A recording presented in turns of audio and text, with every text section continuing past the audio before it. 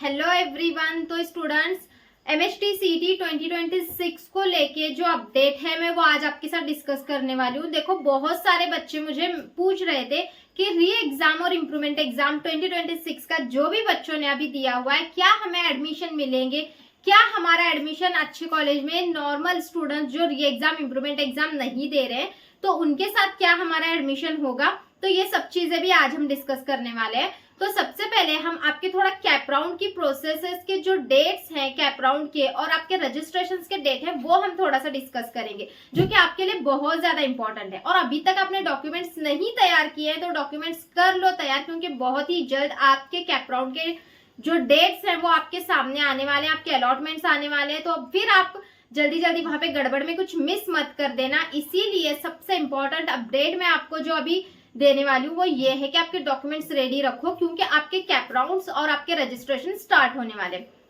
अगर हम देखेंगे तो 2025 में भी 28 जून से जो रजिस्ट्रेशन है वो स्टार्ट हुए थे।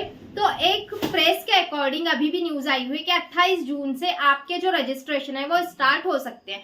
तो अभी कल, आज 27 जून है, कल 28 जून है, तो हो सकता है आपके रजिस्ट्रेशन स्टार्ट हो जाएंगे।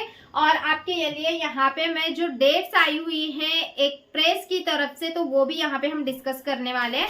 तो देखो, सबसे पहले तो 28 जून से लेके 14 जुलाई तक आपका रजिस्ट्रेशन और डॉक्यूमेंट अपलोड होगा। तो बच्चों, रजिस्ट्रेशन और डॉक्यूमेंट अपलोड करने में क्या होता है कि आपको सीटी सेल की वेबसाइट पे जाके आपका जो, मतलब सीटी सेल की वेबसाइट नहीं, जो आपका इंजीनियरिंग जो वेबसाइट आपकी है, तो वहां पे अभी देखो सीटी सेल ने 2 वेबसाइट अलग अलग बनाई हुई है, इंजीनियरिंग के लिए और फार्मेसी के लिए। तो आपको अपनी अपनी वेबसाइट पे जाके वहां पे रजिस्ट्रेशन करवाना होता है। तो आप रजिस्ट्रेशन करवाना है आपको, रजिस्ट्रेशन, डॉक्यूमेंट अपलोड और डॉक्यूमेंट वेरिफिकेशन, ये तीनों प्रोसेस एक साथ ही होती है। अब क्या होगा, मे भी 28 जून से लेके 14 जुलाई तक आपका रजिस्ट्रेशन और डॉक्यूमेंट्स अपलोड करने का जो टाइम है ये 14 जुलाई तक होगा। फिर 14 जुलाई के बाद आपको एक दिन का वहां पे गैप मिलेगा, मतलब कि 15 जुलाई तक आपका डॉक्यूमेंट वेरिफिकेशन हो जाएगा। क्योंकि बहुत सारे बच्चे, अभी कोई बच्चा है जो 29 जून को अपलोड करेगा, कोई 30 जून को अपलोड करेगा, कोई फिर 1 जुलाई को अपलोड करेगा, तो ऐसे होते हैं। तो इसीलिए सीटी सेल यहाँ पे हो सकता है एक दिन आपका और ले ले डॉक्यूमेंट को वेरीफाई करने के लिए, क्योंकि कुछ बच्चे जो कि 14 जुलाई तक जो है वो रजिस्ट्रेशन कर दे। तो जिन बच्चों ने 14 जुलाई को रजिस्ट्रेशन किया उनका 15 जुलाई तक वेरिफिकेशन हो जाएगा। तो ये सारी चीजें करने तक 15 जुलाई आपका आ जाएगा। सुन लो, री एग्जाम और इम्प्रूवमेंट एग्जाम वाले जो पूछ रहे हैं ना मुझे कि एडमिशन मिलेगा या नहीं मिलेगा, लास्ट में पूरा क्लियर बताऊंगी, तो ध्यान से देखना, ये चीजें बहुत इंपॉर्टेंट है। तो 15 जुलाई तक आपका डॉक्यूमेंट वेरिफिकेशन हो जाएगा। अब बहुत सबसे इंपॉर्टेंट चीज, डॉक्यूमेंट वेरिफिकेशन ऑनलाइन मोड में करें या ऑफलाइन मोड में। तो मेरा सजेशन आप सभी बच्चों के लिए यही है कि डॉक्यूमेंट वेरिफिकेशन ऑफलाइन मोड में करो, ज्यादा बेटर है। क्योंकि ऑनलाइन मोड में जब आप डॉक्यूमेंट वेरिफिकेशन करते हो, कुछ भी मिस्टेक्स वहां पे आती है तो उसकी जिम्मेदारी कोई नहीं लेगा। बट ऑफलाइन मोड में आप अगर कुछ करते हो, आपकी गलती हो जाती है, तो वहां पे एक एप्लीकेशन लेटर देके आपका जो भी वहां पे गलती हुई है उसको सुधारा जा सकता है। तो मेरा सजेशन यही रहेगा कि ऑफलाइन मोड में ही डॉक्यूमेंट वेरिफिकेशन करो, बेस्ट रहेगा। उसके बाद देखो, हो सकता है 19 जुलाई से आपको, 19 जुलाई मतलब कि सारी प्रोसेस जुलाई 15 तक हो जाएगी। उसके बाद 2-3 दिन में जो है ना आपकी यहाँ पे प्रोविजनल मेरिट लिस्ट लग सकती है, और प्रोविजनल मेरिट लिस्ट में नंबर आपका वहां पे आपको दिख सकता है। तो फिर जब मेरिट लिस्ट लगेगी 19 जुलाई को, तो उसके बाद आपको क्या होगा, एक दिन का ही यहाँ पे टाइम मिलेगा, और उसके बाद जो भी आपके प्रॉब्लम्स होंगी तो आप उसको जो है ना प्रॉब्लम रेज कर सकते हो। जैसे सीटी सेल में आपने रेज किया था ना, अगर कोई भी आपके आंसर्स में प्रॉब्लम वगैरह होगी तो ऑब्जेक्शन रेज करने वाला विंडो था, तो वैसे ही कोई प्रॉब्लम होगी तो आप वहां पे आपकी प्रॉब्लम को रेज कर सकते हो। तो ये 20 जुलाई से लेके 22 जुलाई तक आपकी प्रॉब्लम को रेज करने के लिए आपको टाइम दिया जाएगा। तो उसके बाद क्या आता है, फाइनल मेरिट लिस्ट। तो फाइनल मेरिट लिस्ट कब लगेगी, तो हो सकता है फाइनल मेरिट लिस्ट आपकी 24 जुलाई को आपकी फाइनल मेरिट लिस्ट लग सकती है। तो 24 जुलाई को आपकी फाइनल मेरिट लिस्ट लग जाएगी। उसके बाद क्या होगा, 26 जुलाई से 28 जुलाई तक कैप राउंड 1 की प्रोसेस होगी। ठीक है, कैप राउंड 1 की प्रोसेस, कैप राउंड 1 का जो फॉर्म आपको फिलअप करना है रजिस्ट्रेशन, क्योंकि मेरिट लिस्ट हो जाने के बाद आपको कैप राउंड स्टार्ट होंगे आपके। तो 26 जुलाई से 28 जुलाई के बीच में कैप राउंड 1 का फॉर्म आपको फिलअप करना पड़ सकता है।